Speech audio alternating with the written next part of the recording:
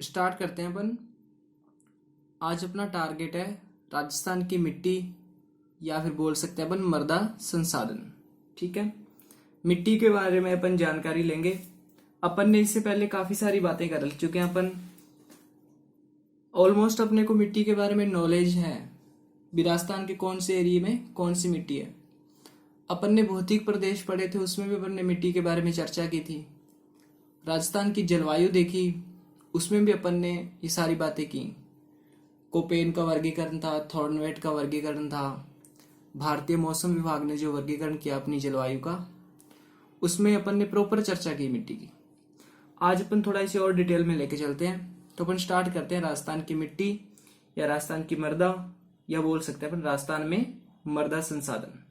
तो चलिए स्टार्ट करते हैं अपन। सबसे पहले मिट्टी है क्या चीज?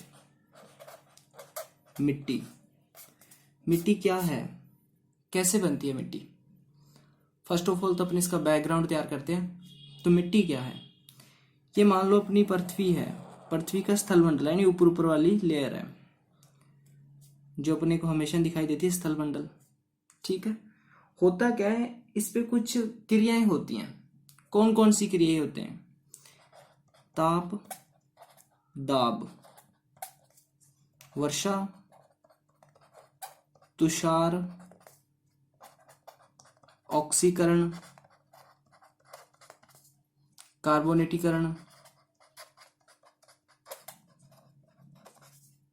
जलायोजन। ठीक है, ईटीसी एक्सेट्रा। इस टाइप की कुछ रिएक्शन होती हैं, कुछ क्रियाएं होती हैं। अब हुई कैसे? जब ये क्रियाएं होंगी तो होगा क्या, जो ये स्थलमंडल है, सपोज करो इस पे कुछ चट्टाने हैं ऐसे, तो जो ये चट्टाने हैं, स्थलमंडल की जो चट्टाने थी, ये सारी क्रियाएं होंगी। इन चट्टानों का क्या हो जाएगा? इन सबसे विखंडन हो जाएगा। चट्टानों का क्या हो जाएगा? विखंडन। चट्टानों का विखंडन हो गया। विखंडन के बाद जल से, वायु से, या फिर और किसी साधन से जो ये विखंडन हुई यानी टूटी हुई जो चट्टान है, मान लो यहाँ पे ये टूट गई, इस स्थान से कोई दूसरी जगह पर चली जाएगी। ठीक है, किसके द्वारा जाएगी? जल के द्वारा जा सकती है, वायु के द्वारा जा सकती है, या किसी और तरीके से एक जगह से दूसरे स्थान पर स्थानांतरित हो जाएगी, यहां पहुंच गई। ठीक है, एक जगह से जब दूसरी जगह पे जाएगी, दूसरी जगह पे इसका क्या होगा? निक्षेपण होगा, या फिर बोल सकते हैं अपन इसका निक्षेप होगा। तो दूसरी जगह पे जाके ये जमा हो जाएगी। अब दूसरी जगह पे जब ये जमा होगी तो ये निर्माण हो जाएगा अपनी मिट्टी का। ठीक है, दोबारा देखते हैं। मैंने बताया मिट्टी, मिट्टी के निर्माण की चर्चा करते हैं अपन। मिट्टी बनती कैसे है? ये अपना स्थलमंडल है। स्थलमंडल में बहुत सी क्रियाएं होती हैं, ताप, दाब, वर्षा, तुषार, ऑक्सीकरण, कार्बोनेटीकरण, जलायोजन। इनसे क्या होता है, कोई भी चट्टान है वो विखंडित हो जाती है, टूट जाती है। अब जब उसके टुकड़े हो जाएंगे तो वो एक स्थान से दूसरे स्थान पे ट्रांसफर भी होगी, स्थानांतरित भी होगी। अब ये स्थानांतरित कैसे होगी, ट्रांसफर कैसे होगा इसका? इसे लेके जाएंगे जैसे जल के साथ ही बह के चली जाए, हवा के साथ उड़ के चली जाए। ठीक है, तो एक जगह से दूसरी जगह पे चली गई और दूसरी जगह पे इसका जाके हो जाएगा निक्षेप यानी जमाव, और निर्माण होगा अपनी मिट्टी का। ठीक है, अब देखो दो बातें आई, एक तो वर्ड आया विखंडन, एक ये अपना निक्षेप। सबसे पहले अपन बात करते हैं विखंडन की। विखंडन, ठीक है, विखंडन यानी अपन इसे अपक्षय भी बोल सकते हैं। एक दो टर्म है जो मिट्टी से रिलेटेड है, अपन उन टर्म को डिस्कस करते हैं, ये सारा प्रोग्राम उसी में आ जाएगा। सबसे पहले अपन देखते हैं अपक्षय। अपक्षय क्या चीज है? जो मैंने बताया आपको, ये भी चट्टानों का जो टूटना है, चट्टानों का टूटना या विखंडित होना, चट्टानों का टूटना या फिर विखंडित होना अपक्षय कहलाता है। चट्टानों का टूटना या फिर विखंडित होना अपक्षय कहलाता है। ठीक है, ये बात हुई अपक्षय की। सिंपल सा क्वेश्चन आ जाए, अपक्षय क्या है? तो चट्टानों का विखंडित होना या टूटना क्या है? अपक्षय है। अब ये अपक्षय होता कैसे है? तो अपक्षय होता है तीन प्रकार से। कितने प्रकार से? तीन प्रकार से। कौन कौन से प्रकार हैं? एक भौतिक प्रकार है, एक रासायनिक है, और एक अपना जैविक है। ठीक है, 3 प्रकार से अपक्षय हो सकता है, भौतिक, रासायनिक और जैविक। भौतिक की अगर अपन बात करें तो जो अपन ने स्टार्टिंग में वर्ड लिखे हैं, ताप, दाब, वर्षा, तुषार, ये भौतिक बातें हैं। अगर अपन रासायनिक की बात करें तो ऑक्सीकरण और कार्बोनेटीकरण, कार्बोनेटीकरण। ठीक है, ये है रासायनिक। जैविक की बात करें तो जैविक मान लो पशुओं द्वारा। ठीक है, अपने को चट्टान को तोड़ना है तो पशु भी तो चट्टान को तोड़ ही सकते हैं अपने पैरों से। अब चट्टान के से क्या मिट्टी थोड़ी बनानी, बिल्कुल बारीक टुकड़े थोड़ी करने, चाहे छोटा सा पार्ट टूट जाए, चट्टान तो टूटी ना। अब अपन 1 बाय 1 देखते हैं। सबसे पहले मैंने वर्ड लिखा ताप। मैंने कहा भी ताप से चट्टान का अपक्षय होगा, यानी ताप से क्या है, चट्टान टूट जाएगी। कैसे टूट जाएगी भाई, आप पूछो भी ताप से चट्टान कैसे टूटेगी। फॉर एग्जाम्पल, आपने सुना है, आपने साइंस पढ़ी, आप कंपटीशन क्लास में हो तो आपको साइंस के बारे में नॉलेज होगा। जो ट्रेन की पटरियां हैं उनके बीच में थोड़ा गैप छोड़ा जाता है। वो गैप किस लिए छोड़ते हैं, गर्मियों में क्या होता है, वो पटरियां फैल जाती हैं थोड़ी, और सर्दियों में सिकुड़ जाती हैं। ठीक है, इसलिए वो गैप छोड़ते हैं। एज इट इज जो चट्टाने हैं हाई टेम्परेचर पे थोड़ी फैलती हैं, और सर्दियां जब आती हैं टेम्परेचर कम होता है तो ये सिकुड़ जाती हैं, तो उससे चट्टान का विखंडन होता है। चट्टान का विखंडन या फिर चट्टान का अपक्षय होता है। अब फैलने से मतलब ये नहीं है कि वो 1 किलोमीटर तक फैल जाएगी, बिल्कुल मामूली सा, हल्का सा फैलेगी, हल्का सा सिकुड़ेगी, और ये प्रोग्राम चलता रहेगा तो एक दिन वो चट्टान का अपक्षय जरूर होगा। सेकंड बात अगर अपन करें दाब की, तो जिस एरिया में दाब ज्यादा होता है, ठीक है, वो एरिया जहां पे प्रेशर ज्यादा है, मैक्सिमम प्रेशर है, तो उस एरिया में जो चट्टानें पाई जाती हैं उनकी हाइट एज कंपेयर टू वो एरिया जहां पे प्रेशर कम है से कम होगी। मेरा कहने का मतलब, अगर कोई ऐसा बेल्ट है, ऐसा एरिया है जहां पे प्रेशर बहुत ज्यादा है, तो वहां पे जो चट्टानों की लंबाई होगी वो कम होगी, और ऐसा एरिया जहां प्रेशर कम है वहां चट्टानों की लंबाई ज्यादा होगी। अब इस बात का यहाँ क्या मतलब है, मेरा कहने का मतलब है, मान लो वायुमंडल में कभी दाब ज्यादा हो रहा है, कभी दाब कम हो रहा है, तो कभी उनकी ऊंचाई पे क्या पड़ेगा, इफेक्ट पड़ेगा चट्टान की ऊंचाई पे, इससे भी वो टूट जाएगी या उसका अपक्षय हो जाएगा। आगे बात आती है वर्षा की। अब मान लो आप किसी 2 व्हीलर पे, बाइक पे, एक्टिवा पे कहीं जा रहे हो और ये वर्षा स्टार्ट हो जाती है, बरसात आने लग जाती है, तो आपने देखा होगा भी वो जो उसके बूंदे हैं बरसात की बहुत तेज लगती हैं, अपने बहुत तेजी से लगते हैं। अब मान लो कहीं मूसलाधार बारिश हो रही है, बहुत भयंकर धुआंधार बारिश हो रही है, तो जो चट्टानें हैं वो भी टूट जाती हैं। टूटने से मेरा मतलब ये नहीं है भी एकदम ब्लास्ट हो जाता है, पूरा पहाड़ ही छोटे छोटे टुकड़ों में बंट जाता है। धीरे धीरे लंबी प्रोसेस है, धीरे धीरे टूटती है। तुषार यानी बर्फ का गिरना, एज इट इज इस केस में भी है। अब रासायनिक की बात करें, ऑक्सीकरण, इन्वायरमेंट में ऑक्सीजन है, तो ये जो ऑक्सीजन है ये भी चट्टानों से रिएक्शन करती है, और कार्बन भी है, तो कार्बन भी चट्टानों से रिएक्शन करती है, इसे बोला जाता है ऑक्सीकरण और कार्बोनेटीकरण। जैविक, मान लो कोई पहाड़ है, उस पे पशु रह रहे हैं, ठीक है, जानवर है कोई। अब जानवर है तो भाई अपने सींग मारेगा चट्टान के, पैर मारेगा, तो क्या थोड़ी बहुत तो वो भी तोड़ ही देगा। तो ये सारी बातें हैं अपक्षय। यानी कुल मिला के अगर सीधी सी बात कहूं मैं आपको अपक्षय की, तो अपक्षय है चट्टान का टूटना। ठीक है, ये हुई बात अपक्षय की। आगे अपन चलते हैं, और अगर अपन देखें अपक्षय के बाद क्या होगा। अब देखो ये चट्टान टूट चुकी है, चट्टान टूट गई, अपन ने चट्टान को तोड़ा ही तो था, अपक्षय हो गया। फिर क्या हुआ, ये चट्टान एक जगह से दूसरी जगह पे ट्रांसफर हुई, यानी इसका क्या हुआ, अपर्दन हुआ। अब अपन बात करते हैं अपर्दन की। अपर्दन में क्या होता है, मान लो ये कोई टुकड़े हो गए चट्टान के, अब दिख रहा है ना, अपर्दन है, टुकड़े हो गए चट्टान के, ये टुकड़े एक जगह से दूसरी जगह पे ट्रांसफर होंगे, और जब ट्रांसफर होंगे तो बारीक भी हो जाएंगे, और फिर इनका क्या होगा, निक्षेप होगा, और ये बन जाएगी अपनी मिट्टी। अब भाई एक जगह से दूसरी जगह पे ट्रांसफर हो रहा है, तो कैसे जा रहे हैं ये। अब 2-3 तरीके हैं, हवा द्वारा भी जा सकते हैं, वायु से भी जा सकते हैं, पानी से भी जा सकते हैं, ठीक है। हो सकता है कहीं पे अच्छी खासी बर्फ हो, हिमानी से भी जा सकते हैं, ठीक है। तो कई सारी बातें हैं। अब किस तरह से जाते हैं इसके बारे में अपने को चर्चा करनी है। तो बेसिकली अगर आपसे सिंपली पूछ लिया जाए कि अपरदन क्या चीज है, तो जो अपनी मिट्टी है उसका एक जगह से दूसरी जगह पर ट्रांसफर होना ही क्या है, अपरदन। अब देखो अपन पढ़ रहे हैं राजस्थान का भूगोल और उसमें अपना टॉपिक है राजस्थान की मिट्टी। तो आपको पता चल गया भी मिट्टी बनी कैसे, चट्टान टूटी, उसका अपक्षय हुआ और फिर अपरदन हुआ तो मिट्टी बन गई, ठीक है। बैकग्राउंड अपना तैयार है।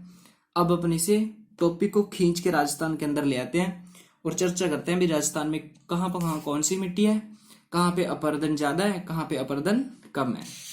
तो चलिए अब अपन अपनी सही बात पे आते हैं जो अपना मेन टारगेट है। अपरदन की बात चल रही थी। अपरदन के बारे में अपन ने देखा भी अपरदन 2-3 टाइप से हो जाता है। तो ये थोड़ा खराब हो गया प्रोग्राम, दोबारा लिख लेते हैं, ठीक है। अपरदन अब सही है। अपरदन की अगर अपन बात करें तो मैंने आपको 3 टाइप से बताया। एक तो बताया मैंने आपको वायु द्वारा, ठीक है। तो 3 टाइप है अपरदन के। एक वायु द्वारा बताया, एक मैंने आपको बताया जल द्वारा, ठीक है, एक बर्फ द्वारा यानी हिमानी द्वारा। तो ये सारी बातें हैं, वायु द्वारा, जल द्वारा और हिमानी द्वारा। वायु की अगर अपन बात करें, वायु के द्वारा मिट्टी एक जगह से दूसरी जगह पर जा रही है, तो इस अपरदन को अपन परत अपरदन भी बोल सकते हैं, ठीक है। इसका सेकंड नाम क्या है, परत अपरदन। अब जो जल के द्वारा मिट्टी एक जगह से दूसरी जगह पे जा रही है, तो इस अपरदन की अगर अपन बात करें तो इसे अपन अवनालिका अपरदन भी बोल सकते हैं, अवनालिका, ठीक है, अवनालिका अपरदन। अगर अपन हिमानी की बात करें तो इसे अपन चादरी अपरदन भी बोल सकते हैं। क्या बोल सकते हैं, चादरी अपरदन। अब अपन स्टार्टिंग में आते हैं। वायु द्वारा जो अपरदन है उसे बोल सकते हैं परत अपरदन, जल द्वारा जो अपरदन है उसे बोल सकते हैं अवनालिका अपरदन, और हिमानी से जो अपरदन है उसे बोल सकते हैं चादरी अपरदन। अब अपन देखते हैं ये परत अपरदन है ये कहाँ होता है, राजस्थान में। अब अपन इस टॉपिक को लेके आते हैं राजस्थान में। अगर मैं राजस्थान की बात करूं तो राजस्थान में सबसे ज्यादा वायु के द्वारा अपरदन होता है जैसलमेर में। जैसलमेर में क्या होता है, मैक्सिमम, ठीक है। जैसलमेर में वायु के द्वारा जो अपरदन है वो सबसे ज्यादा होता है। और सबसे कम कहाँ होता है, धौलपुर में, ठीक है। वायु के द्वारा सबसे कम अपरदन क्या होता है, धौलपुर में। याद रखना है, आ सकता है क्वेश्चन। आगे अपन बात करते हैं अवनलिका अपरदन। पहली बात राजस्थान की बात कर रहे हैं अपन, राजस्थान की। राजस्थान में कहाँ ज्यादा होगा, कहाँ कम होगा। अगर अपन सबसे पहले सर्वाधिक देखें, सबसे ज्यादा अवनलिका अपरदन होता है अपना जो चंबल वाला बेल्ट है, धौलपुर, सवाईमाधोपुर, करौली, ठीक है। धौलपुर, सवाईमाधोपुर और करौली, यहाँ पे होता है अवनलिका अपरदन सबसे ज्यादा। अब कम की बात करें भी कहाँ पे कम होगा, तो कम तो वहीं होगा जहां पे नदी नहीं होगी, जैसलमेर, बीकानेर, चूरू। पीने के लिए पानी नहीं है यहाँ, तो कहाँ से अपरदन करेगा पानी, ठीक है। आगे चलते हैं अपन हिमानी अपरदन। इसे अपन ने बोला चादरी अपरदन भी बोल सकते हैं इसे। अब ये कहाँ पे होता है, राजस्थान में। तो हल्का फुल्का होता है। अब राजस्थान में कोई ज्यादा प्रोग्राम नहीं है इसका, और जो थोड़ा बहुत होता है वो कहाँ होता है, माउंट आबू, ठीक है। माउंट आबू कहाँ पे, अपना सिरोही में। ये हुई अपनी अपरदन के बारे में बात। अब एक टर्म आती है आगे, अनाच्छादन। एक टर्म है अनाच्छादन। अनाच्छादन क्या चीज है भाई, क्वेश्चन आ जाए भी अनाच्छादन क्या है। जब अपक्षय और अपरदन, अपन ने अभी पढ़ा अपक्षय और अपरदन, जब अपक्षय और अपरदन दोनों साथ साथ हो तो उसे क्या बोलेंगे, अनाच्छादन कहेंगे। यानी चट्टान टूटे भी और हैंड टू हैंड ये एक जगह से दूसरी जगह ट्रांसफर भी हो रही है, तो उसे बोला जाएगा अनाच्छादन, ठीक है। एक टर्म आगे निक्षालन, लिख लेता हूं मैं, निक्षालन। ठीक है, निक्षालन। अब एक टर्म है निक्षालन, इसे इसे किस तरह से अपन डिफाइन करेंगे। अब देखो, बरसात आई, बरसात आती है तो मिट्टी अपने साथ डेफिनेटली लेके जाती है, अपर्दन होता है उसका। अब जब मिट्टी जाती है तो उसके साथ साथ उसके जो पोषक तत्व हैं वो भी चले जाते हैं। तो अपन लिखेंगे इस तरह से, जल के साथ पोषक तत्वों का जाना या बह जाना, जल के साथ पोषक तत्वों का बह जाना निक्षालन कहलाता है। क्या कहलाता है? निक्षालन। ठीक है, जल के साथ पोषक तत्वों का बह जाना निक्षालन कहलाता है। एक टर्म और लिख लेते हैं, जल से रिलेटेड है। जल के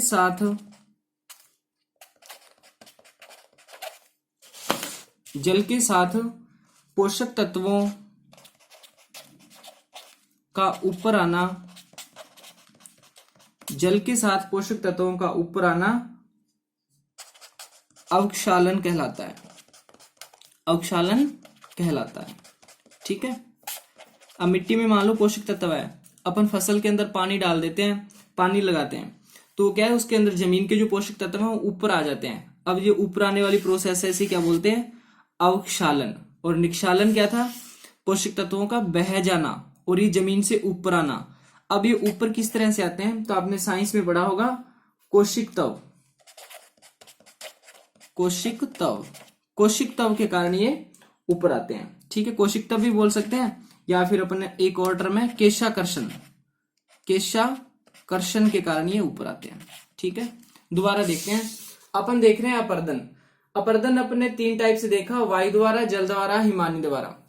वायु द्वारा को अपन परत अपर्दन बोल सकते हैं, राजस्थान में सबसे ज्यादा पाया जाता है, जैसलमेर में, और कम पाया जाता है धौलपुर में। जल वाला जो प्रोग्राम है उसे बोलते हैं अवनालिका अपर्दन, सबसे ज्यादा है धौलपुर, सवाई माधोपुर और करौली। अगर अपन कम की बात करें, जैसलमेर, बीकानेर और चूरू। फिर अपन ने देखा हिमानी अपर्दन, ये सबसे ज्यादा है अपने माउंट आबू में, और माउंट आबू कहां पे है? सिरोही में। फिर अपन ने 3 टर्म देखी, अनाच्छादन। अनाच्छादन था जब अपक्षय और अपर्दन दोनों साथ साथ होते हैं तो उसे बोला जाता है अनाच्छादन। फिर अपन ने देखा निक्षालन, तो जल के साथ पोषक तत्वों का बह जाना, इसे बोला अपने निक्षालन। और फिर अपन ने देखा अवक्षालन, जल के साथ पोषक तत्वों का ऊपर आना, यह था अपना अवक्षालन। अब अवक्षालन होता किससे है? कोशिक तव के कारण या फिर केशाकर्षण के कारण। ठीक है, ये हुआ अपर्दन। अब अपन मिट्टियों को वर्गीकृत करते हैं, मिट्टियों का वर्गीकरण करते हैं।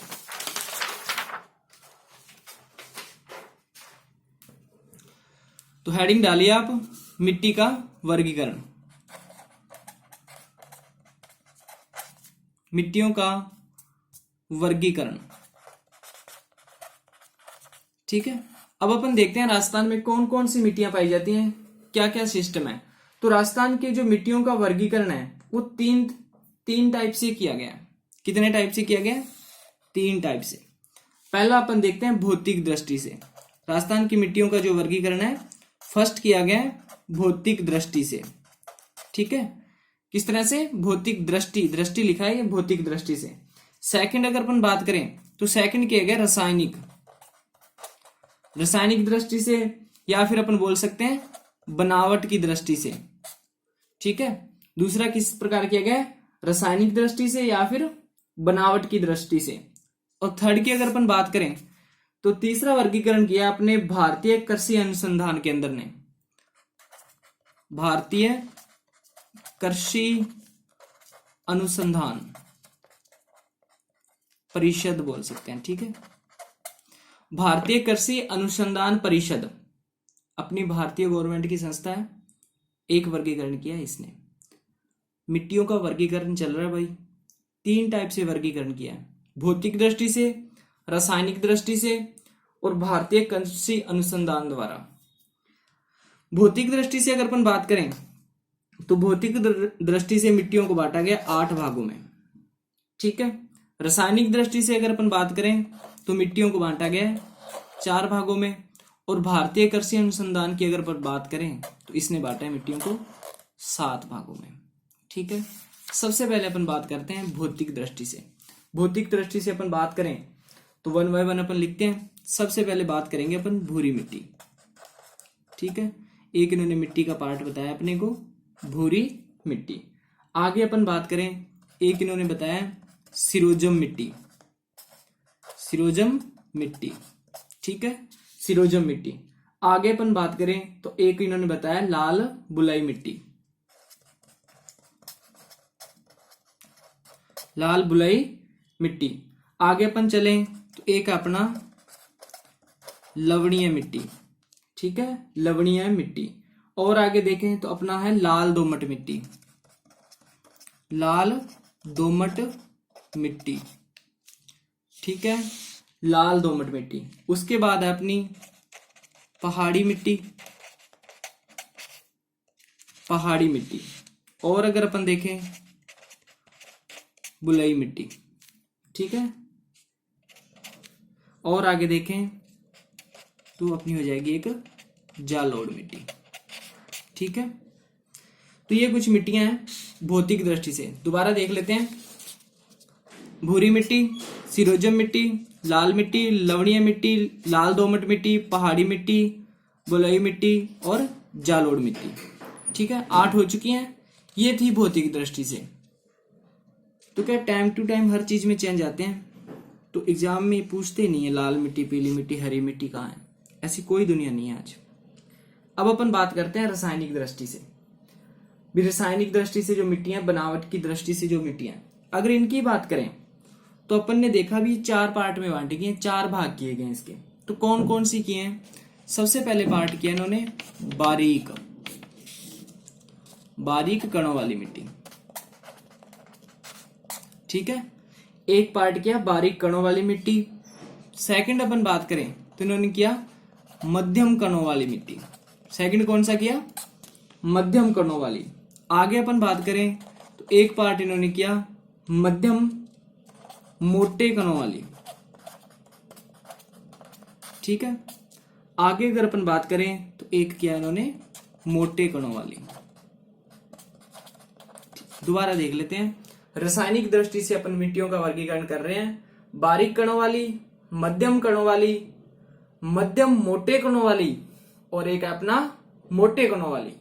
अब अपन लास्ट पे चलते हैं। भारतीय कृषि अनुसंधान परिषद ने जो मिट्टियों का वर्गीकरण किया है इसके बारे में चर्चा करते हैं। जो ये संस्था है ये अपनी दिल्ली में है, ठीक है, ये भी आप याद रख लेना, एडिशनल इंफॉर्मेशन है, ठीक है। तो 7 भाग हैं। तो भाई वो 7 भाग हैं कौन कौन से, इनके बारे में अपन ने काफी चर्चा की अब तक। एल्फीसॉल, कौन सा? एल्फीसॉल। आगे अपन बात करें वर्टिसॉल, तो जान पहचाने वर्ड है अगर आपने पहले की क्लासें ली हैं तो, वर्टिसॉल। फिर अपना मोलिसॉल, कौन सा है? मोलिसॉल। आगे अपन चलें तो इंसेप्टिसॉल, इंसेप्टिसॉल, ठीक है। और आगे चलें अरिडोसॉल, अरिडोसॉल। और आगे चलें एंटीसॉल, कौन सा सॉल? एंटीसॉल। और एक इन्होंने लिख दिया भाई अन्य पार्ट, जो बच गया वो सारा प्रोग्राम इसमें, ठीक है। तो भारतीय कृषि अनुसंधान परिषद है, इसने अपनी मिट्टी को 7 भागों में बांटा। एल्फीसॉल, वर्टिसॉल, मोलिसॉल, इंसेप्टिसॉल, अरिडोसॉल, एंटीसॉल और एक कर दिया अन्य, ठीक है।